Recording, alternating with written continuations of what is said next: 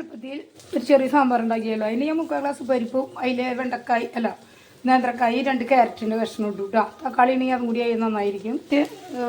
ചുമന്നുള്ളി വാട്ടി വന്നു കഴിഞ്ഞപ്പോൾ അതിലേക്ക് മഞ്ഞൾ, മുളക്, മല്ലി എന്നിവ ഇട്ടിട്ടൊന്ന് മിക്സ് ആക്കിയിട്ട് നന്നായി വഴറ്റിയെടുക്കട്ടെ കേട്ടോ. ഇത് വഴറ്റി വരുന്നതോട് കൂടി നമുക്ക് കുറച്ച് വേപ്പിലും കൂടി 2 കഷ്ണം പച്ചമുളകും കൂടി ഇടാൻ ഇതിൽ നന്നായിട്ടൊന്ന് മൂക്കട്ടെ നമ്മുടെ മുളകും മല്ലിയും. അപ്പം ഞാൻ അതിലേക്ക് 2 പച്ചമുളകും കുറച്ച് വേപ്പിലും കൂടി കീറിയിട്ട് കൊടുത്തു. അതും കൂടി ഒന്ന് മൂത്ത് വരട്ടെ. ഇതിന് ശേഷം നമുക്ക് ഇതിൽ കുറച്ച് കായം പൊടി ഇടാവുന്നതാണ്.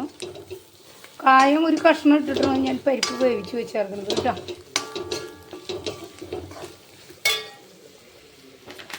അത് വഴറ്റി വന്നതിന് ശേഷം ഞാൻ കുറച്ച് ബ്രാഹ്മിൺസിൻ്റെ സാമ്പാർ പൊടി ഒരു പിഞ്ച് ഇട്ട് കൊടുക്കാം കേട്ടോ. അധികം വേണ്ട, കുറച്ച് മതി. നമ്മൾ കായം പൊടി ഇടണമെന്നുള്ളത് ഒരു നല്ലൊരു മണം കൂടി കിട്ടും ആ പൊടി കൂടി ഇട്ട് കഴിഞ്ഞാൽ കേട്ടോ.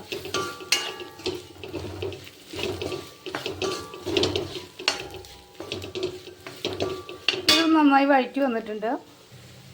അതിലേക്ക് ഞാനത് കുറച്ച് പുളി പിഴിഞ്ഞ് വെച്ചിട്ടുണ്ട്. ആ വെള്ളം നമുക്ക് ഒഴിച്ചു കൊടുക്കാവുന്നതാണ്.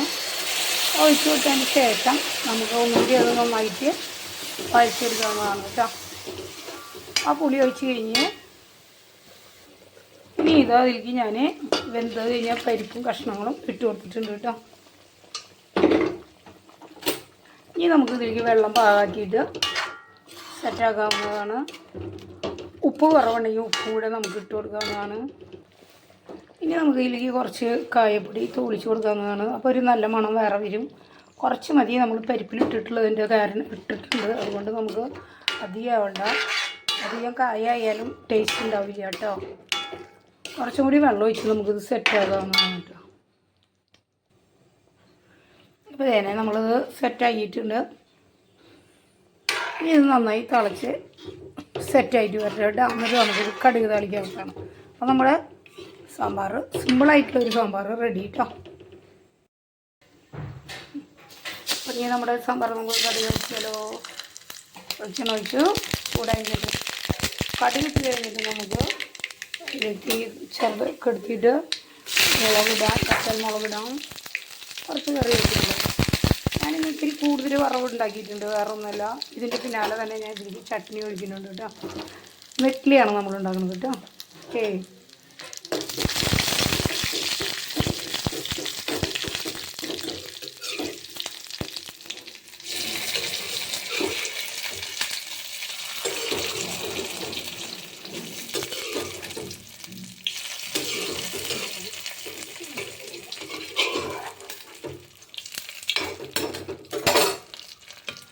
നമുക്ക് സാമ്പാർ സൂപ്പർ സാമ്പാർ കേട്ടോ.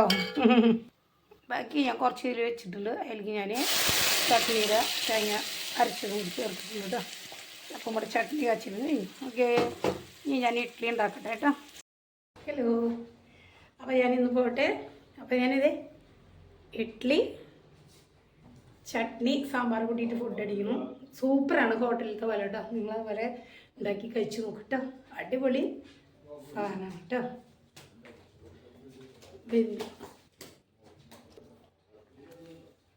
അപ്പം ഞാനിതൊക്കെ കഴിച്ചിട്ട് ജോലിക്ക് പോട്ടെ. നിങ്ങളതുപോലെ വീട്ടിലുള്ള ജോലികളൊക്കെ ചെയ്ത് സ്വസ്ഥമായി ഭക്ഷണം കഴിച്ച് സന്തോഷം സമാധാനമായിട്ടിരിക്കട്ടെ. ഞാൻ പോട്ടെ കേട്ടോ, ജോലിക്ക് പോട്ടെ. Bye bye.